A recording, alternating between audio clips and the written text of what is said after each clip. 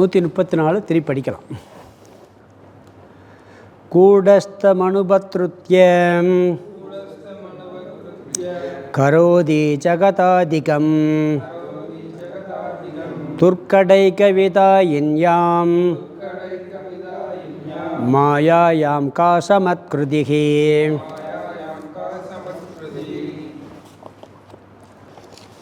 மாயா தத்துவ விளக்கம் பார்த்துக்கிட்டு இருக்கோம். 122லேருந்து 152 வரைக்கும் இந்த தத்துவம் வரும்.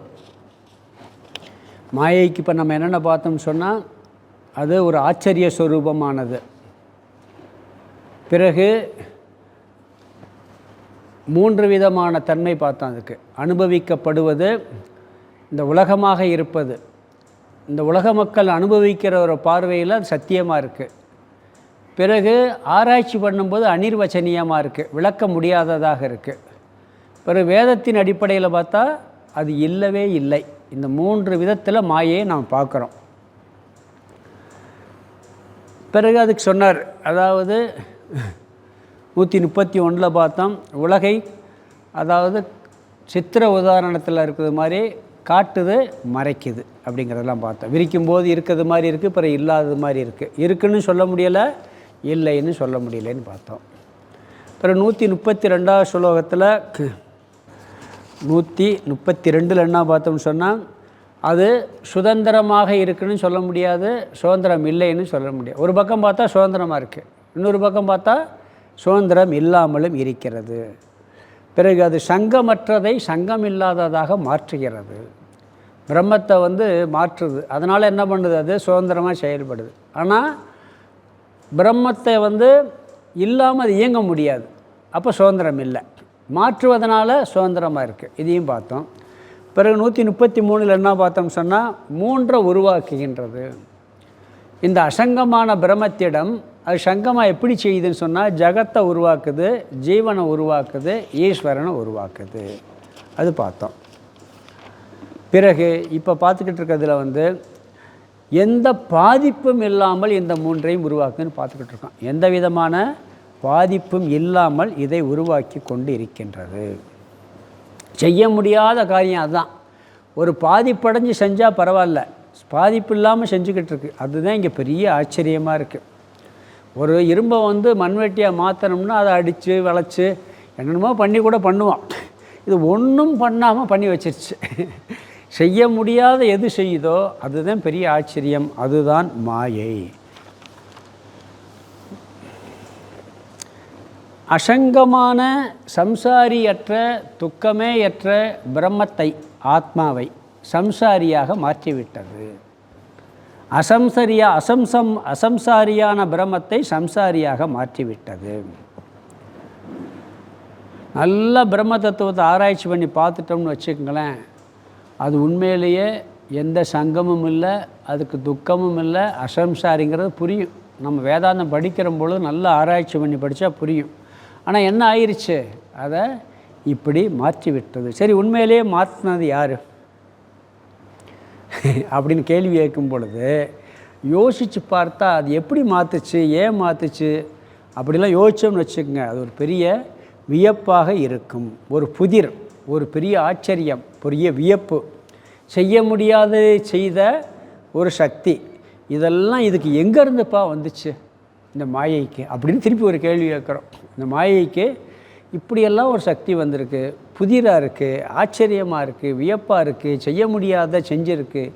இதெல்லாம் எங்கேருந்து இதுக்கு வந்துச்சு அப்படின்னு ஒரு சந்தேகம் வந்தால் இந்த கேள்விக்கு பதில் சொல்ல முடியான்ட்டார். என்ன சொல்கிறாரு, இந்த கேள்விக்கு பதிலே சொல்ல முடியாது. ஏன்னா அது இருக்குது, அவ்வளோதான். அதுக்கு மேலே அதுக்கு விளக்க அழகாக சொல்ல, ஏன் பதில் சொல்ல முடியாது, இந்த கேள்வியே கேட்கக்கூடாதுங்கிறதுக்கு நீ விளக்க போகிறார். அதை நம்ம பார்க்க போகிறோம். இந்த உலகம் எங்கே சில உலக வழக்கிலே பாருங்கள், ஒரு கேள்வியை கேட்டு போனீங்கன்னா அதுக்கு மேலே பதில் சொல்ல முடியாது. ஒரு பையன் புத்திசாலியாக இருக்கான், எப்படி புத்திசாலியாக இருக்கான், பிறக்கும்போதே இருக்கான், ஏன் பிறக்கும்போதே இருக்கான், என்ன பதில் சொல்லுவீங்க, இருக்கான் அவ்வளோதான், அப்படி தானே சொல்ல முடியும். இந்த உலக சிருஷ்டியே பார்த்திங்கன்னா விஞ்ஞானிகளால் ஒரு குறிப்பிட்ட நம்ம அந்த பதில் சொல்ல முடியாதக்காகத்தான் கடவுள் அப்படிங்கிற ஒரு தத்துவத்தை சொல்லி புல் ஸ்டாப் வைக்கிறோம். பூமி எங்கேருந்து வந்துச்சுன்னு விஞ்ஞானிகளும் ஆராய்ச்சி பண்ணுறாங்க. ஆராய்ச்சி பண்ணி என்ன முடிவு பண்ணுறாங்க, சூரியன்றது பூமி வந்திருக்கணும்னு ஒரு முடிவு பண்ணி சொல்கிறாங்க. எல்லாம் ஒரு ஆராய்ச்சி, ஒரு கற்பனை, ஒரு யூகத்தில் சொல்கிறாங்க. புத்தியெல்லாம் யோசிச்சு சூரியன் எங்கேருந்து வந்துச்சுன்னு திருப்பி ஒரு கேள்வி கேட்கலாமா இல்லையா? சூரியன் எப்படி உருவாச்சு? அதுக்கும் விஞ்ஞானிகள் ஒரு ஆராய்ச்சி பண்ணியிருக்காங்க. அந்த நெபுலாக்கள்ங்கிற ஒரு வாயு கூட்டம் இருந்துச்சு. அந்த வாயு கூட்டம் சுழற்சியில் சுழரும்போது நெருப்பாகி அக்னி ஆயிடுச்சு. அப்புறம் அதிலிருந்து பிரிஞ்சதே கிரகங்கள். சரி, அந்த வாயு கூட்டம் எங்கேருந்து வந்துச்சு? பதில் இல்லை விஞ்ஞானிகள்கிட்ட. நாம் என்ன சொல்கிறோம்? ஆகாசத்துன்னு வந்துச்சுன்னு சொல்கிறோம் நம்ம வேதாந்தத்தில். திருப்பி கேட்கலாம்ல, ஆகாசம் எங்கேருந்து வந்துச்சு? நாம் என்ன சொல்கிறோம்? பிரம்மத்தில் மாயைன்னு ஒன்று வந்துச்சு, அதிலிருந்து ஆகாசம் வந்துச்சு. அது எங்கேருந்து வந்துச்சு?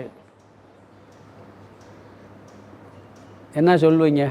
மாயை எங்கேருந்து வந்துச்சுன்னா, சரி ஒன்று சொல்கிறேன்னு வச்சுக்கிறோமே.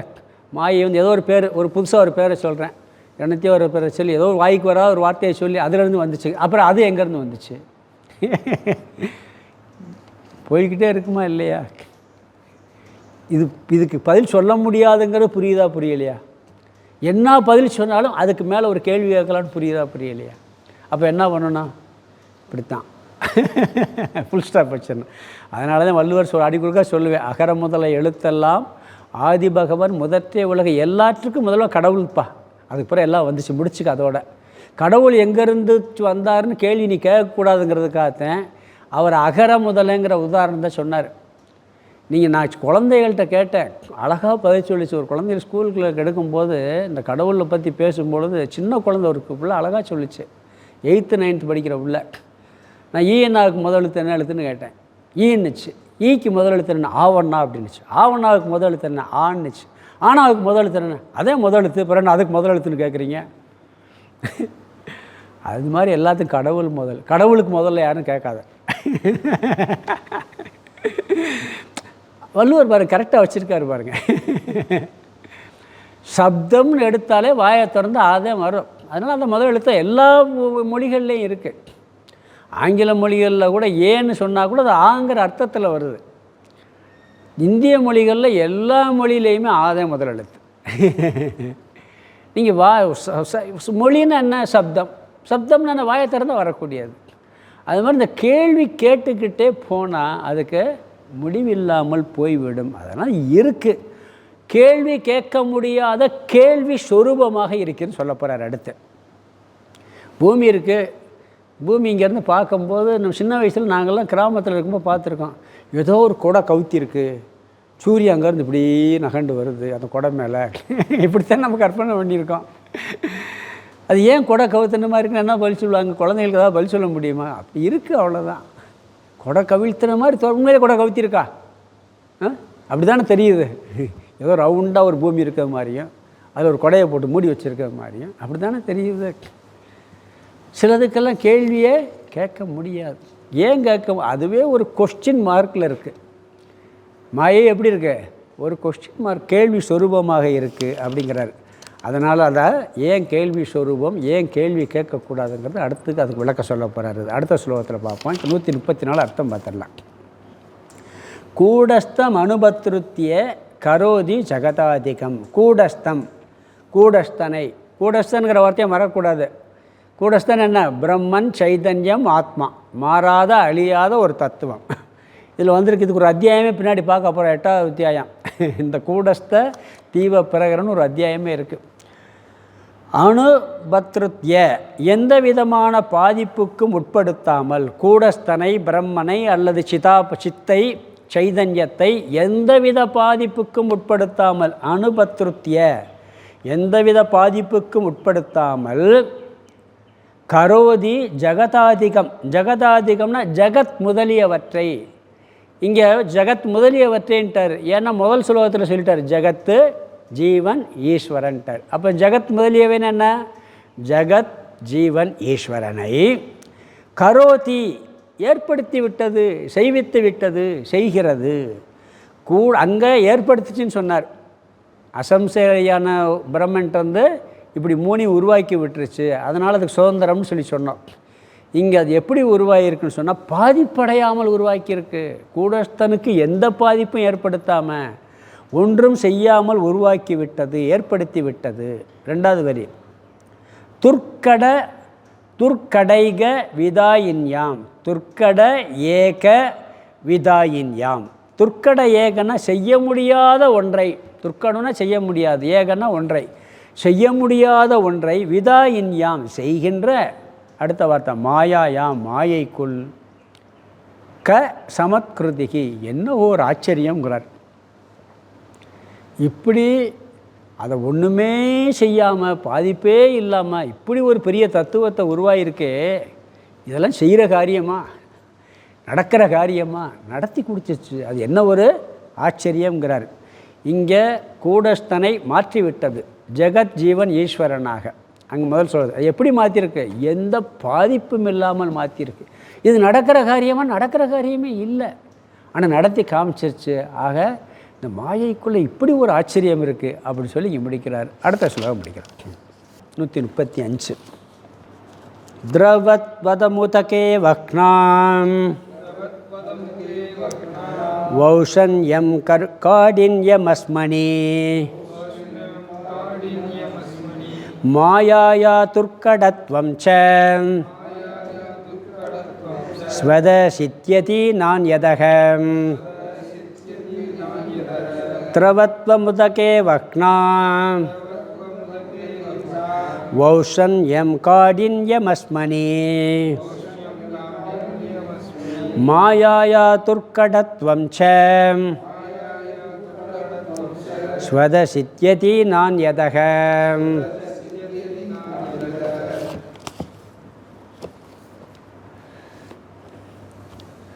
இங்கே செய்ய முடியாததை செய்விப்பது என்பது மாயையினுடைய ஒரு சுபாவங்கிறார். மாயையினுடைய தன்மையே சொரூபமே என்னன்னா செய்ய முடியாததை செய்விக்கிறது. சினிமாவில் காமிக்கிறதெல்லாம் என்னன்னு தெரியுமா, சாதாரண மனுஷன் செய்ய முடியாத காமிப்பான். அதனால தான் பார்க்குறோம், இல்லாட்டி பார்க்க மாட்டோம். எல்லாரையும் மாதிரி வந்து போய்கிட்டு இருந்தால் யார் பார்ப்பா? ஒரு ஹீரோன்னா என்ன பண்ணணும், யாரும் செய்ய முடியாத காரியத்தை செஞ்சால் தான் நம்ம ஆச்சரியமாக பார்ப்போம், இல்லாட்டி பார்க்க மாட்டோம். ஏன்னா அந்த ஹீரோனுடைய சொரூபம் அது. அப்போ தான் ஒரு ஹீரோ. எல்லாரையும் மாதிரி இருந்த ஒரு ஹீரோன்னு சொல்லுவோமா?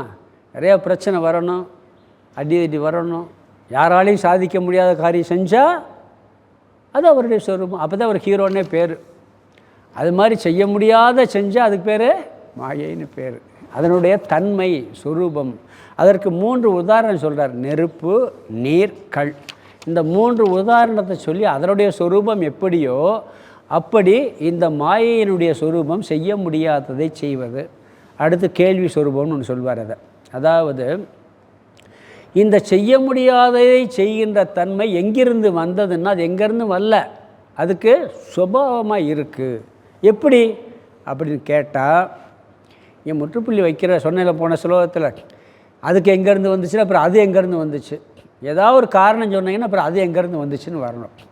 அது அதனுடைய சுபாவம்ட்டு அதோட முற்றுப்புள்ளி வச்சுருவோம். அதுக்கு தான் இங்கே உதாரணம் சொல்கிறார். என்ன சொல்கிறாருன்னா, மாயின் சொரூபந்தான் இந்த செய்ய முடியாததை செய்து அப்படிங்கிறதுக்கு நீர், நெருப்பு, கல்லை சொல்லி சொல்கிறார். என்ன சொல்கிறாருன்னா, திரவத்வம் உதகே, தண்ணீரில் இருக்கின்ற ஓடுகின்ற தன்மை.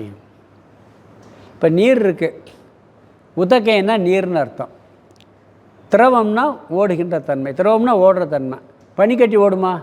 பனிக்கட்டியை நீர்னு சொல்லுவோமா? சொல்ல மாட்டோம். நீராவியை நீர்னு சொல்லுவோமா? சொல்ல மாட்டோம். எது திரவமாக இருக்கோ அதைத்தான் நீர்னு சொல்லுவோம். அதுதானே சொல்கிறோம். நம்ம சாம்பார் தண்ணியாக இருக்கும்போம், ஏன்னா ஓடுதுன்னு சொல்லி வீட்டில் சொல்கிறோமா இல்லையா? சரி, தண்ணீருக்கு குளிர்ச்சிங்கிற தன்மை சொல்ல முடியுமா? சொல்ல முடியாது. ஏன்னு சொன்னால் உதக மண்டலம், உதகேன்னா தண்ணீர்னு அர்த்தம், அது குளிர்ச்சியாக இருக்குன்னு சொல்கிறாங்க.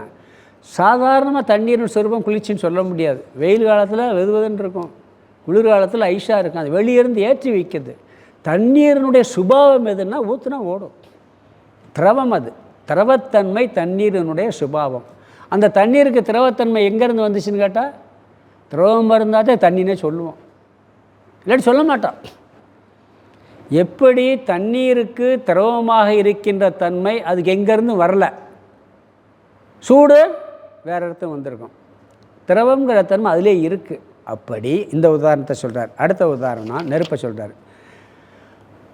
வக்ன ஔஷன்யம், நெருப்பில் இருக்கின்ற சுடும் தன்மை. நெருப்புனால என்ன அர்த்தம்? சுடும். ஒரு பாத்திரத்தில் நம்ம தண்ணி வச்சுருக்கோம், தண்ணி கொதிக்குது, தண்ணி சுடுதுன்னு கேட்குறோம். தண்ணிக்கு சூடு எப்படின்னு வந்துச்சுன்னு கேட்குறோம். அப்போ என்ன, தண்ணிக்கு சூடு பாத்திரம் சுட்டதுனால சூடு வந்துருச்சு. பாத்திரத்துக்கு சூடு எப்படி வந்துச்சு? கீழே நெருப்பு இருந்ததுனால நெருப்பில் இருக்க சூடு பாத்திரத்துக்கு வந்துச்சு. நெருப்புக்கு எப்படி சூடு வந்துச்சுன்னு கேட்டால், நெருப்புனாலே சுட்டாத்தே நெருப்பு. நெருப்புக்கு சூடு வெளியே இருந்தால் வரும். சுடுற தன்மை இருக்கோ அதுக்கு பேர் தான் நெருப்பு. நெருப்பாக கொதிக்குதுன்னு சொல்லுவோம்.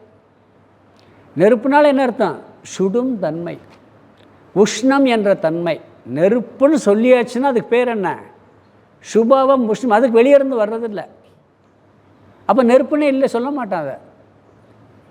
விறகு கட்டருக்கு எரியாமல் இருக்குது, அது விறகுன்னு தான் சொல்லுவோம்.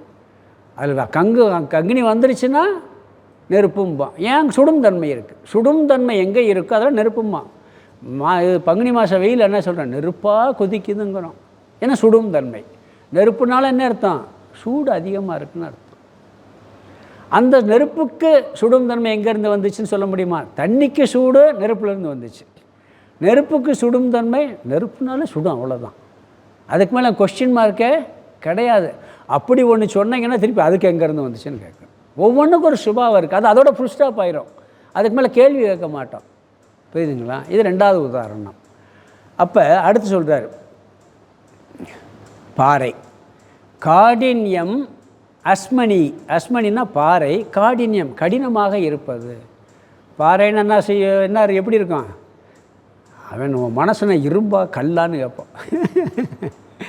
ஏன்னா கடினமாக இருக்குங்கிறதுக்கு அந்த பாறையை சொல்லுவான். பஞ்சை சொல்லுவோமா? சொல்ல மாட்டோம். நம்ம தலை மேலே பந்து விழுந்துச்சுன்னா என்ன ஆகும்? ஒன்றும் ஆகாது. கல் விழுந்துச்சுன்னா உடஞ்சி போயிடும். ஏன்னா கடினமாக இருக்குது. பாறைக்கு கடினத்தன்மை எங்கேருந்துன்னு சொல்ல முடியுமா?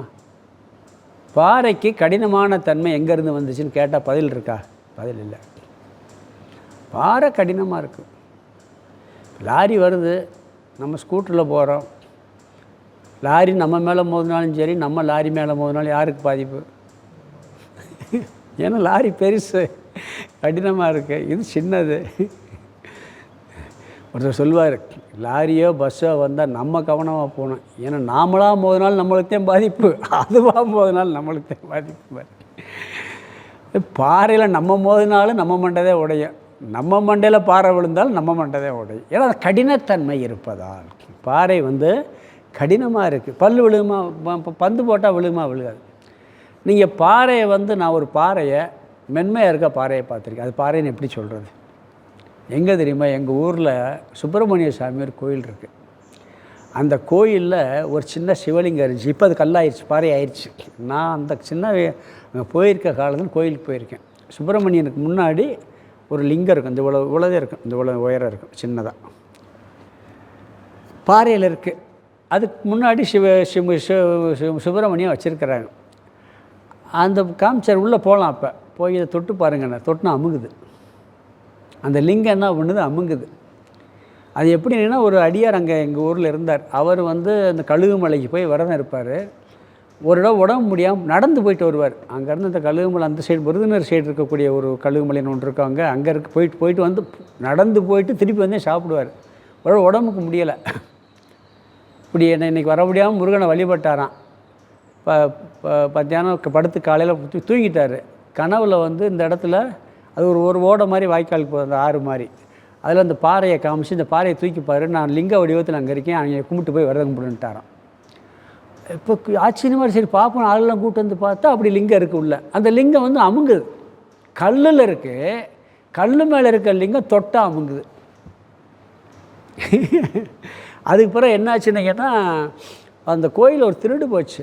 அதுக்கு பிறகு அது இறுகிடுச்சு. அது இப்போ இருக்கு.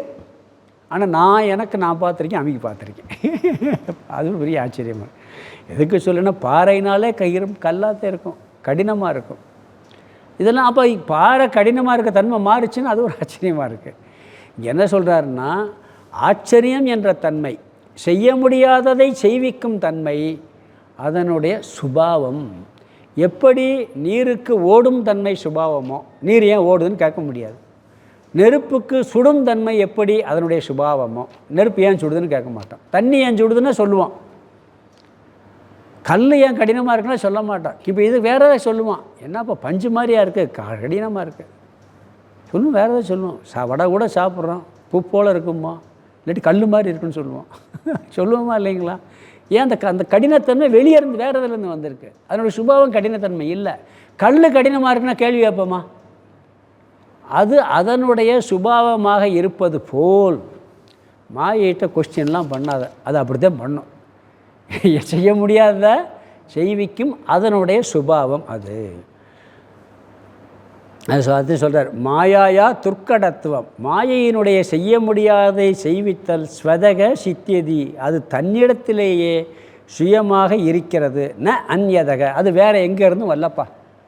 தண்ணிக்கு சூடு வெளியேருந்து வரும், தண்ணிக்கு திரவத்தன்மை வெளியேருந்து வராது, அது அதிலே இருக்குது. அது மாதிரி மாயைக்கு செய்ய முடியாததை செய்விக்கும் தன்மையானது அதற்ற சுபாவமாகவே இருக்குது, வேறு எங்கே இருந்தும் வல்லதை. எல்லாத்தையும் செய்ய முடியாததெல்லாம் செஞ்சு பாடாப்படுத்துறது பெரிய விஷயம் இல்லையா? உண்மையிலே ஒரு விஷயம் நடந்து பாடாப்படுத்தினா பரவாயில்ல, உண்மையிலே நடக்காமல் வச்சுக்கிட்டு நம்மளை என்ன பாடுபடுத்துது. இதெல்லாம் நடக்கலைங்கிறாங்க. இந்த பூமி தோன்றவே இல்லை, நாம் பேசுகிறது பொய். நீயும் பொம்மை நானும் பொம்மை, நினச்சி பார்த்தால் எல்லாம் பொம்மைங்கிறது மாதிரி பொம்மையாக்கிக்கிட்டே என்ன பாடுபடுத்துதே. அப்போ இது ஒரு பெரிய ஆச்சரியம் இல்லையா? உண்மையிலே ஆச்சரியம் தானே.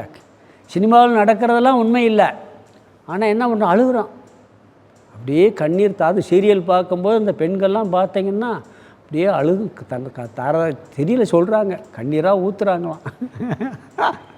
உண்மைன்னு தெரியுமா, அது பொய்ன்னு தெரியுமா தெரியாதா? இப்போ சொன்ன சினிமா படத்தில் சண்டை காட்சியை பார்க்கும்போது கூட எல்லாமே நம்மளுக்கும் பொய்ன்னு தெரியுது, அதை நாமளும் ரசிக்கிறோம். அதுதான் பெரிய ஆச்சரியம். ஆச்சரியத்தில் பெரிய ஆச்சரியம் என்னென்னா, இது பொய்யா பண்ணிவிட்டு நம்மளெல்லாம் பாடாப்படுத்திக்கிட்டு வேறு இருக்குது. அதனால் இந்த அநிர்வச்சனீயம் விளக்க முடியாததாக இருக்கிறது. பிறகு இதனுடைய சுபாவம் எப்படி இருக்குது, செய்ய முடியாததை செய்விக்கும் தன்மையாக இருக்கிறது. விளக்க முடியாததுக்கு ரெண்டு அர்த்தம் பார்த்தோம். இருக்குன்னு சொல்ல முடியலை, இல்லைன்னு சொல்ல முடியலை, இருக்குது இல்லைன்னு சொல்ல முடியலை. சுதந்திரமாக இருக்குன்னு சொல்ல முடியலை, சுதந்திரம் இல்லைன்னு சொல்ல முடியலை, இது ரெண்டையும் சேர்த்துன்னு சொல்ல முடியலை. அது அநிர்வச்சனீயம், விளக்க முடியாததுக்கு. இப்போ என்ன பண்ணிகிட்ருக்கோம், செய்ய முடியாத செய்விக்கிற தன்மையாக இருக்கிறது. மாயை யோசித்து பார்த்தீங்கன்னா ரொம்ப ஆச்சரியமாக தான் இருக்கும். சில பேருக்கு பதில் சொல்ல முடியாட்டி அதே மாயேன்றாங்க. நாங்கள் எலுமலையில் இருக்கும்போது சத்சங்கம் இருக்கும். அதில் கொஞ்சம் காலேஜ் பசங்கள்லாம் படித்து முடிச்சுட்டு நல்ல ஈடுபாடாக வருவாங்க. எல்லாம் இந்த வீட்டு டுட்டோரியல் சென்டர் ஆரம்பித்து எல்லாம் பண்ணிக்கிட்டு இருந்தாங்க. இந்த கிளாஸ் எல்லாம் கேட்டு, சாமி கிளாஸில் அப்போ கூப்பிட்டு போவேன். எல்லாம் கேட்டுட்டு ஏதாவது ஒருத்தன் கேட்டான்னு வச்சுக்கோங்க, விடுறா அது மாயைடா அப்படிம்பாங்க, கிண்டலாம். அந்த பிரச்சனை விடுப்பா, அது மாயைப்பா அப்படிம்பாங்க. அதுக்கு மேலே கேள்வி கேட்காதேன்னு அர்த்தம். அந்த சின்ன வயசில் ஒரு கிண்டலுக்கு இதெல்லாம் ஒரு கேள்வி, அவனுக்கு மாயனா புரியாது. சாமி கிளாஸில் ஏதோ வார்த்தை சப்தம் விழுந்துருக்க கேட்டுட்டு இவங்களாம் கிண்டல் அடிப்பாங்க, எனக்கு சிரிப்பு வர. அதெல்லாம் மாயை, அதெல்லாம் விட்டுருப்பா அப்படிம்பாங்க. அது மாதிரி இது ஒரு ஆச்சரியமானது இருக்குது. அதனால் என்ன சொல்கிறாங்கன்னா, மாயையை பற்றி இதெல்லாம் தெரிஞ்சுக்கிட்டு அதில் பெருமையாக பேசிக்கிறத விட அது நம்மளை பாடாப்படுத்துது, அதிலிருந்து எப்படி விடுபடுதுங்கிறத பற்றி யோசி. அது ஏன் பண்ணுது, எதுக்கு பண்ணுது, இப்படிங்கிறத விட்டுட்டு நம்மளை படுத்திக்கிட்டு அதுலேருந்து நாம் எப்படி விடுபடணும் அப்படிங்கிறத யோசித்தது போனால் சரின்னு பார்க்க சொல்கிறார். அதாவது ஒருத்தன் அப்படி பண்ணிக்கிட்டு இருக்கான், இப்படி பண்ணிக்கிட்டு இருக்கான்னு ஒருத்தர் குறை சொல்லிக்கிட்டே இருக்கார்ப்பில், நான் சொல்லிக்கிட்டு இருக்கார், என்னை படாப்படுத்துறியான், இப்படி படுத்துறியான், அப்படி படுத்துறியான். அப்படிங்கும்போது பார்க்குறாங்க, ஒன்றும் செய்ய முடியல. ஒருத்தர் சொல்வார், அவன் என்னமா பண்ணி தொலையட்டுப்பா, என்கிட்ட போனா சரிம்பார். அவன் என்னமா பண்ணி தொலையட்டான், என்கிட்ட இருந்து போனா சரி. அதனால் மாய் என்ன வேணாலும் பண்ணிட்டு போட்டு என்கிட்ட இருந்து போனா சரி. எப்படி போகிறது, விவகாரத்தில் போகாது, அறிவுனால் போக முடியும். விவகாரத்தில் உலகமாக இருந்தானே இருக்குது. அப்படி அது போனால் சரி. அதனால் அதுக்கு வேண்டியதை பார்க்கணும். சில பேரெல்லாம் நாடு கடத்துவாங்க, ரொம்ப பிரச்சனையாக இருந்தால் கொல்லவும் முடியாது, அவனை கொல்லக்கூடாது. அப்புறம் என்ன பண்ணுவாங்க, நாடை கடத்தி விட்டுருங்கப்பா, எங்கேயாவது பிரச்சனை பண்ணிக்கிட்டுன்ட்டு நம்ம என்ன ஒன்று மாயையை நம்ம மனசுலேருந்து கடத்தணும். அதுக்கு எப்படிங்கிறத பார்க்கணுமே ஒழிய அதை சொல்ல போகிறார். ஸ்லோகத்துக்கு அர்த்தம் பார்த்துட்டு அடுத்த ஸ்லோகம் பார்க்கலாம். இதில் 3 உதாரணம் சொல்லியிருக்கார். ஃபஸ்ட்டு திரவத்வ முதகே. உதகேனா தண்ணீரில் இருக்கின்ற, திரவத்வம் ஓடுகின்ற தன்மை. திரவத்வம் உதகே.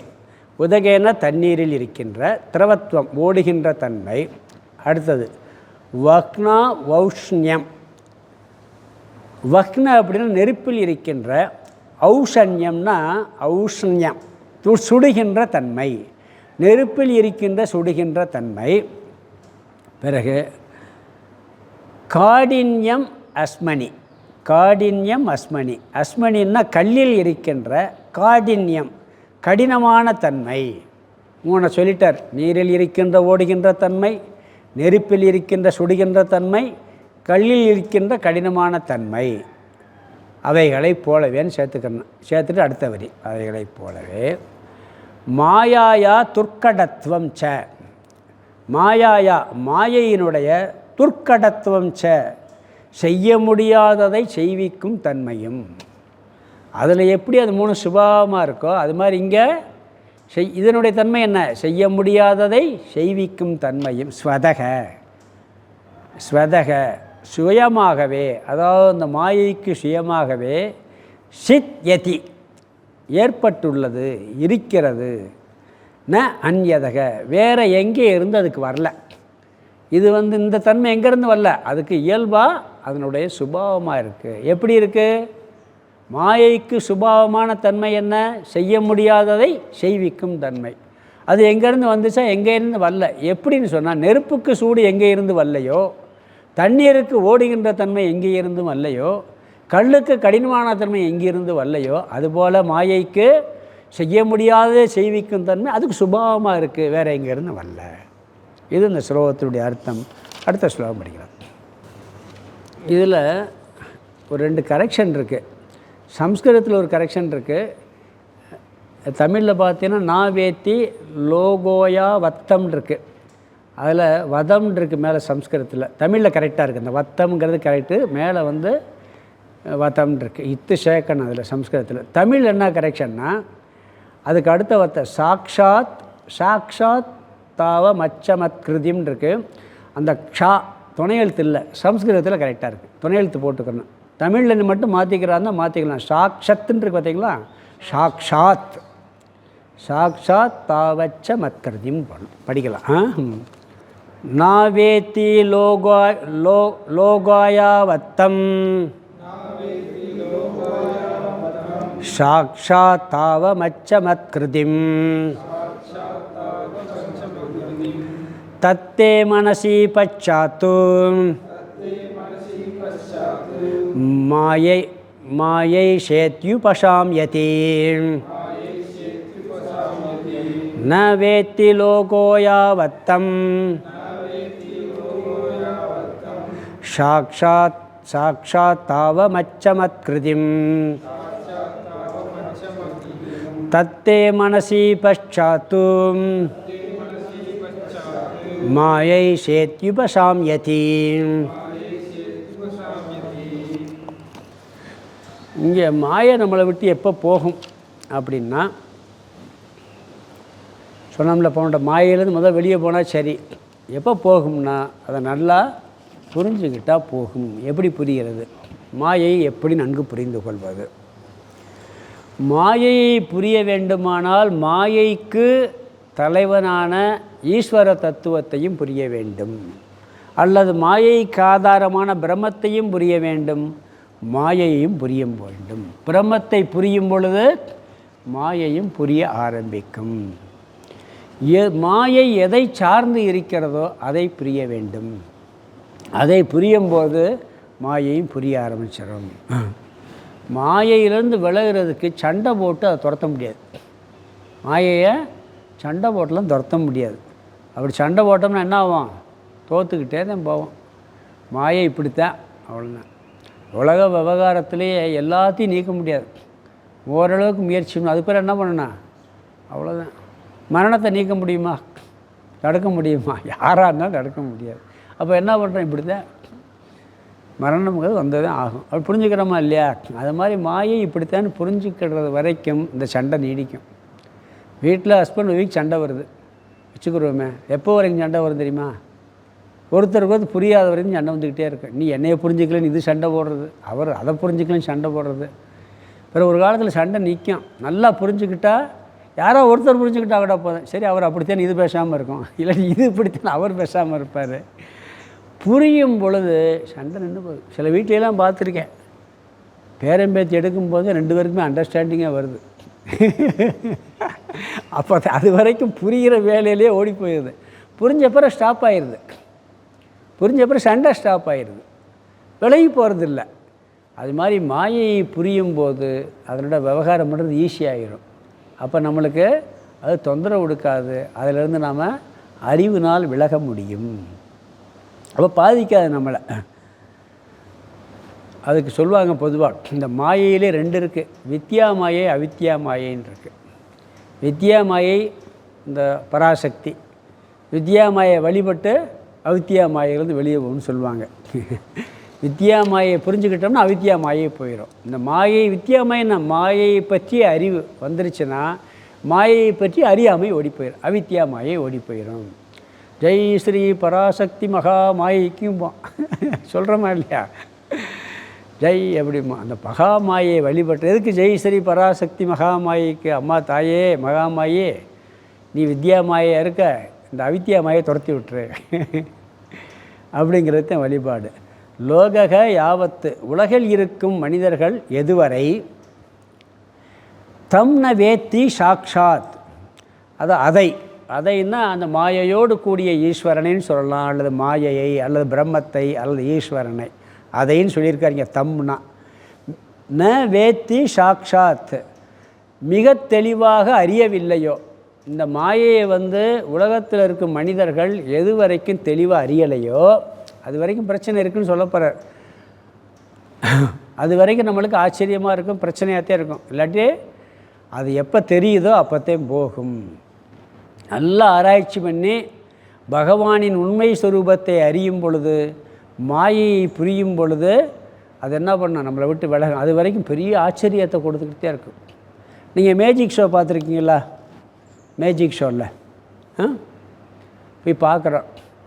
அவன் மேஜிக் பண்ணுறதெல்லாம் பார்த்து ஏன் அவ்வளோ கூட்டம் டிக்கெட் வாங்கிட்டு போகிறாங்க? ஆச்சரியமாக இருக்கும். ஒரு பெட்டியை மூடிக்கிடுவான், இப்படின்னு காமிப்பான், ஒன்றுமே இருக்காது. டப்புன்னு தரப்பான், புறா பறந்து ஓடும்.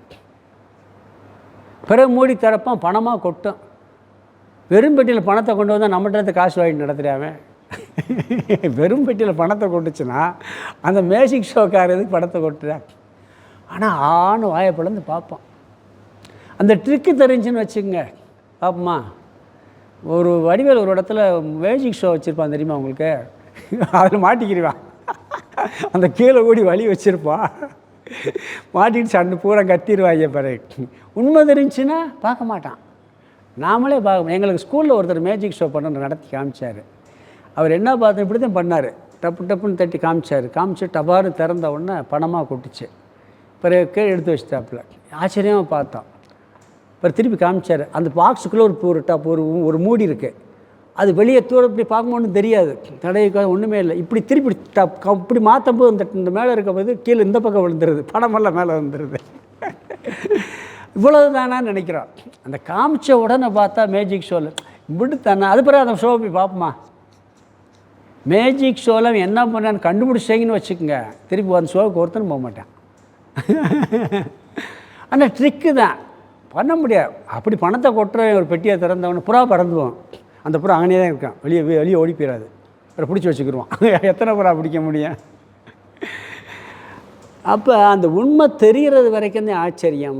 மாயையை பற்றிய ரகசியம் தெரிஞ்சு வச்சா ஒன்றும் இல்லைப்பா அப்படித்தான்ட்டு பேசாமல் போயிடுவோமா. இது அறிவுனால் அது வரைக்கும் குழப்பிக்கிட்டு தான் இருப்போங்கிறார். பிறகு இந்த மாயை அறிய வேண்டும் என்றால் மாயைக்கு உரியவரையும் அறிய வேண்டும். அப்போ அறியாத வரைக்கும் தாவத் அதுவரை சமத்கிருதிம் இந்த ஆச்சரியத்தை தத்தே மனசி மனதில் கொடுத்து கொண்டு தான் இருக்கும். அதனுடைய உண்மை சொரூபத்தை அறியும் வரை மாயையானது நம்மளுக்கு ஆச்சரியத்தை கொடுத்து கொண்டு தான் இருக்கும். நம்ம ஒருத்தர் மிகவும் கஷ்டப்பட்டுக்கிட்டே இருக்கிறார், அவர்கிட்டருந்து விடுபடணும்னா என்ன பண்ணணும்னா அவருக்கு யார் தலைவர்னு பார்ப்போம். பார்ப்போம் இல்லையா? ஒரு ஊரில் ஒருத்தன் பிரச்சனை பண்ணிட்டு, ஒரு ரவுடி பிரச்சனை பண்ணிக்கிட்டு இருக்கான். அவர் தலைவர்கிட்ட போய் சொன்னால் அவனை நிப்பாட்டி அடைக்கிடுவார்ப்பா அப்படிமா. அப்புறம் என்ன பண்ணும், போய் அவர்கிட்ட சொன்ன உடனே சரிப்பா நான் பார்த்துக்கிறேன், அவனை கண்ட்ரோல் பண்ணி வைக்கிறேன், நீ பயப்படாமல் போகும்பார், சொல்கிறோமா இல்லையா? அது மாதிரி மாயைக்கு அதிபதி மகேஸ்வரன், மாயாவி. அவன்கிட்ட போய் நம்ம பார்த்து அவரை புரிஞ்சுக்கிட்டோம்னா அவர் என்ன பண்ணுவார், இந்த மாயையை கொஞ்சம் நம்ம புரிய வச்சிருவார். சில நேரம் என்ன பண்ணுவாங்க தெரியுமா, சொல்லிட்டு சொல்லுவார், எப்போ அவனை கண்ட்ரோல் பண்ணிடுறேன், இருந்தாலும் அவனுக்கு சுபாவம்னு ஒன்று இருக்குது, சின்ன சின்ன சேட்டை பண்ணி கண்டுக்கிறாமேம்பார் அப்படின்னு சொல்லுவாங்க. அது மாதிரி பகவான் என்ன சொல்லுவாருன்னா, நான் பார்த்துக்கிறேன், இருந்தால் அதுக்குன்னு சில சுபாவம் இருக்குது, அதை கண்டுக்கிறாமல் போயிடும்பார். அதை புரிய வச்சிருவார் நம்மளுக்கு, இந்த மாயினுடைய சொரூபத்தை புரிய வச்சிருவார். இதுதான் பகவான் செய்கிறது. அது மாதிரி இங்கே என்ன சொல்கிறாருன்னா, அது எப்போ போகும்னா பச்சாத்து, பிறகு ஞானத்திற்கு பிறகு மாயா ஏஷா இதுதான் மாயை என்று உணரும்போது உபசாம்யதி, மனமானது அமைதியை அடைகிறது. மாயை என்பது இல்லாமல் போய்விடுகிறது. மாயையை பற்றியும் பிரம்ம தத்துவத்தை பற்றியும் இதனால் உருவான ஈஸ்வர தத்துவத்தை பற்றியும் அறியும் பொழுது மாயையிலிருந்து நாம் விடுபட்டு மன அமைதியை அடைகிறோம். இப்போ பார்த்தது 3 விஷயம். அஞ்ஞான திருஷ்டியில் மாயையை தவிர ஒன்றுமில்லை, இந்த உலகம் சத்தியமாக இருக்கிறது. இதான் ஆரம்பத்தில் பார்த்தோம். அது மாயை தான் இருக்குது, இந்த உலகம்தான் இருக்குது, வேறு ஒன்றும் என் கண்ணுக்கு தெரியலை. இது அறியாமையில் பார்க்கின்ற அனைத்து மக்களினுடைய பார்வை. ஆராய்ச்சி பண்ணி பார்க்கும் பொழுது யுக்தியின் திருஷ்டியில் பார்த்தால் ஆச்சரியமானதாக, விளக்க முடியாததாக இருக்கிறது, அநிர்வச்சனீயமாக இருக்கிறது. நாம் பண்ணுறதெல்லாம் வேதாந்தத்துக்குள்ளே இதுதான் அதிகமான விசாரணை. மாயை எப்படி இருக்குது, விளக்க முடியாமல் இருக்குது, ஆச்சரியமாக இருக்குது, அநிர்வச்சனீயமாக இருக்குது. இந்த மாயையை பற்றிய ஞானம் வந்த பின்பு உண்மையிலே இல்லை. இந்த 3 விஷயந்தான் நம்ம இது வரைக்கும் பார்த்த கருத்தில் முக்கியமாக. கடைசியில் பார்க்கும் பொழுது இல்லவே இல்லை. நாம் ஆராய்ச்சி பண்ணுறது 2வது விஷயந்தான், அநிர்வச்சனீயம், விளக்க முடியாததாக, சொல்ல முடியாததாக இருக்கிறது. அதனால் இதெல்லாம் புரிஞ்சிருச்சுன்னா என்ன கேள்வி நிற்கும்னா, இந்த மாயை எப்படி பிரம்மத்தை ஒன்றுமே செய்யாமல் நிற்குது, எப்படி ஆச்சரியமாக இருக்குது, ஏன் இப்படி, அது இப்படியா, இது இப்படியாங்கிற கேள்விக்கெல்லாம் ஒரு ஃபுல் ஸ்டாப் வந்துடுங்கிற கேள்வியே நின்று போகும். மாயையையும் அதன் ஆதார தத்துவத்தையும் அறிந்த பின்பு ஆச்சரியமில்லை, அமைதிதான். இப்போ விஞ்ஞானிகள்லாம் பார்த்திங்கன்னா என்னத்தை கண்டுபிடிக்கிறாங்கன்னா, இருக்கிறதான் கண்டுபிடிப்பாங்க. இத்தனை நட்சத்திரம் புதுசாக இருக்குது, தெரியுது, அது இருக்குது, இது இருக்குன்ட்டு இருக்கிறத கண்டுபிடிப்பாங்க. அது ஏங்கிறதுக்கு அவங்களாலே பதில் சொல்ல முடியாது. ஒருத்தர் புவியீர்ப்பு விஷயம் கண்டுபிடிச்சார், பூமிக்கு புவியீர்ப்பு சார், அதுக்கு முன்னாடி புவியீர்ப்பு சார் இல்லாமல் இருந்துச்சா? சரி, ஏன் பூமிக்கு புவியீர்ப்பு விஷயம் வந்தது, இதை சொல்ல முடியுமா? அதுக்கு கொஸ்டின் இல்லாமல் போயிடும். அப்புறம் அது எங்கேருந்து வந்துச்சு, இதெல்லாம் இதை புரிஞ்சாச்சுன்னா இந்த மாதிரி கொஸ்டின்ஸே போயிடும். பொதுவாக விஞ்ஞானத்தில் புத்தியில் அரிப்பு இருந்துக்கிட்டே இருக்கும். அது எப்படி, அது எப்படி, இது எப்படி போய்கிட்டே இருக்கும். ஆன்மீகத்தில் என்னென்னா, இந்த கேள்விக்கு முற்றுப்புள்ளி கிடையாது, கேட்டால் போய்கிட்டே இருக்கு, நம்ம முற்றுப்புள்ளி வச்சுருவோம். பெரிய ஆச்சரியம் என்னென்னா, அதனால சொல்லுவாங்க வேதாந்தத்தில் ஞானம் வந்தால் 2 விஷய பலன் கிடைக்கும்பாங்க. புத்தியில் இது ஏன் அது ஏன்னு கேட்டுக்கிட்டே இருக்கும் பார்த்தீங்களா, இது ஆரம்பத்தில் கேட்கணும். இதுக்கு என்ன காரணம், அதுக்கு என்ன காரணம், இதுக்கு ஒரு முற்றுப்புள்ளி வச்சிடும். பிறகு ஆசை அடங்கி விடும்பாங்க. இதில் 2 சொல்லுவாங்க. இந்த வேதாந்தம் தெளிவாக புரிஞ்சுன்னா இந்த அறிவில் முற்றுப்புள்ளி உடனே வந்துடுமா. இந்த அனுபவித்து பழகிறதுனால இந்த ஆசை என்ன ஆகும்னா கொஞ்சம் டைம் எடுக்குமா, அது கொஞ்சம் டைம் எடுக்குமா. அது அப்படியே பயிற்சி பண்ணி அந்த சுபாவமெல்லாம், அந்த விபரீத பாவனையெல்லாம் இருக்கும்ல, அது நீங்கள் டைம் எடுக்கும்னு சொல்லுவாங்க. இங்கே என்ன சொல்கிறாருன்னா, இந்த புத்தியில் மாயையை பற்றி அரிப்பு இருக்குது பார்த்தீங்களா, ஃபுல் ஸ்டாப் ஆகிடும். அது புரிஞ்ச பிறகு ஃபுல் ஸ்டாப் ஆகிவிடும். இது இந்த ஸ்லோகத்தினுடைய அர்த்தம். அடுத்த ஸ்லோகத்தில் இன்னும் விளக்குறார். அது கேள்வி ஸ்வரூபம். மாயைக்கு இன்னொரு லட்சணம் சொல்ல போகிறார். கேள்வி ஸ்வரூபம். கேள்விகிட்ட போய் கேள்வி கேட்கக்கூடாதுன்னு சொல்லுவார். கேள்விட்டே போய் என்ன கேள்வி கேட்க போகிறார் அப்படிம்பார். அதை அழகாக விளக்க போவார். இங்கே ஸ்லோகத்துக்கு மட்டும் அர்த்தம் பார்த்து முடிச்சிடலாம். ந வேத்தி லோகாயாவத்தம். லோகக யாவத்து தம், அதை பிரிச்சம் சொன்னான். லோகக யாவத்து தம். லோககன்னா இவ்வுலகத்தில் இருக்கும் மனிதர்கள், இவ்வுலகவாசிகள், அஞ்ஞானிகள் சொல்லலாம். யாவத்து எதுவரை, தம் இதை, அந்த ஈஸ்வரனையும் மாயையையும். அடுத்த வார்த்தை சாக்ஷாத். லோக யாவத்து தம்ம, பிறகு சாக்ஷாத். அடுத்த வார்த்தை சாக்ஷாத், மிக தெளிவாக. ந வேத்தி, முதல் வார்த்தை எடுத்துங்க. அந்த முதல் வரியில் முதல் வார்த்தை ந வேத்தி, நன்கு அறியவில்லையோ. இவ்வுலகத்தில் இருக்கும் மனிதர்கள் எதுவரை இதை, அதாவது ஈஸ்வரனையும் மாயையும் சாக்ஷாத் மிக தெளிவாக, முதல் வார்த்தை ந வேத்தி, நன்கு அறியவில்லையோ. அடுத்த வார்த்தை தாவத்து சமத்கிருத்தம், அதை பிரிக்கணும். சாக்ஷாத் தாவத்து சமத்கிருதிம். தாவத்துனா அதுவரை, சமத்கிருதிம் ஆச்சரியத்தை, மனசி ரெண்டாவது வரியில் இருக்குது. தத்தே மனசின்னு இருக்குது. மனசினா மனதில், தத்தே ஏற்படுத்துகிறது. தெளிவாக அறிகிறது வரைக்கும் ஆச்சரியத்தை மனதில் ஏற்படுத்துகிறது இந்த மாயையானது. அடுத்த வார்த்தை பச்சாத்து, அதன் பிறகு, ஞானத்திற்கு பிறகு. பச்சாத்துனா மாயையை நன்கு அறிந்த பிறகுன்னு அர்த்தம். அதன் பிறகுனா மாயையை நன்கு அறிந்த பிறகு அல்லது ஞானத்திற்கு பிறகு. அடுத்த வார்த்தை மாயை ஷேத் யுபசாமியதின்னு இருக்குது. அதை பிரிச்சம்னு சொன்னால் மாய ஏஷா இதி உபசாமியதின்னு பிரிக்கணும். மாயா ஏஷா இதி உபசாமியதி அப்படி பிரிக்கிற பொழுது, ஏஷா மாயா இதி, இதுதான் மாயை என்று. ஏஷான்னா இதுதான், மாயா மாயை, இதி என்று, இதுதான் மாயை என்று. கடைசியது உபசாமியதி. உபசாமியதினா ஆச்சரியப்படாமல் மனமானது அமைதியை அடைகிறது. உபசாமியதினா மனம் சாந்தமாயிடுச்சான், மனம் அங்கே அமைதியை அடைகிறது. மாயையை பற்றிய ஆச்சரியம் எதுவரை, மாயையையும் மாயையினுடைய அதிபதி ஈஸ்வரனையும் அறியும் வரை ஆச்சரியம். பிறகு மாயை அறிந்தவன் என்ன பலன் கிடைக்குது? மனம் ஆச்சரியப்படாமல் அமைதி அடைந்து விடுகிறது. இனி மாயை பற்றி மேலும் விளக்க இருக்குது, அதை நம்ம அடுத்த வகுப்பில் பார்க்கலாம்.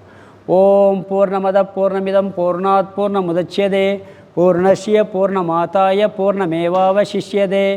ஓம் சாந்தி சாந்தி சாந்தி. ஹரி ஓம். ஆதிகுருநாத சுவாமிக்கு ஜெய்.